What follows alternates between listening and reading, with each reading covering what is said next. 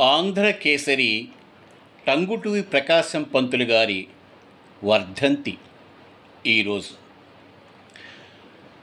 ప్రకాశం పంతులు గారు ప్రముఖ స్వాతంత్ర్య సమర యోధుడు, ఇంకా ఆంధ్ర రాష్ట్రానికి తొలి ముఖ్యమంత్రి కూడా. బ్రిటిష్ వాళ్ళని ఎదిరించి ఆంధ్రకేసరిగా పేరు పొందినటువంటి మహనీయుడు ఆయన. ప్రత్యేక ఆంధ్ర రాష్ట్ర సాధనలో కీలకమైన పాత్రను పోషించిన వ్యక్తి. ప్రకాశం జిల్లా వినోదరాయునిపాలెంలో ఒక నిరుపేద కుటుంబంలో జన్మించాడు ప్రకాశం పంతులు గారు. రాజమండ్రిలో విద్యాభ్యాసం అయిన తర్వాత ఇంగ్లాండ్ వెళ్ళి బ్యారిస్టర్ కోర్స్ చేసి పట్టా పొందారు. మద్రాసులో అద్భుతమైనటువంటి న్యాయవాదిగా పేరు పొందారు. మహాత్మా గాంధీ పిలుపు మేరకు తన సంపదను, లాభదాయకమైనటువంటి ఆ న్యాయవాద వృత్తిని వదిలిపెట్టి స్వాతంత్ర్య పోరాటంలో పాల్గొన్నారు. స్వరాజ్య పత్రికను స్థాపించారు. ఆనాటి బ్రిటిష్ వారి అరాచకాలను ఎండగట్టారు ఆ పత్రిక ద్వారా.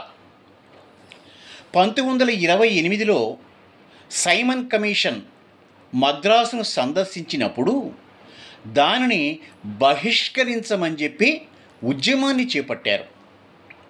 ఆ సమయంలో పోలీసులు కాల్పులు జరపడానికి సిద్ధపడినప్పుడు తన చొక్కా విప్పి, ప్రకాశం పంతులు గారు దమ్ముంటే కాల్చండిరా అని గుండెను ఎదురు చూపినటువంటి ధైర్యశాలి ప్రకాశం పంతులు గారు. ఆ సాహసానికే ఆయనకి ఆంధ్రకేసరి అనేటువంటి పేరుతో పిలుస్తూ వచ్చారు. ప్రత్యేక ఆంధ్ర రాష్ట్రం ఏర్పడినప్పుడు 1953లో ఆయన ఆంధ్ర రాష్ట్రానికి తొలి ముఖ్యమంత్రిగా బాధ్యతలను చేపట్టారు.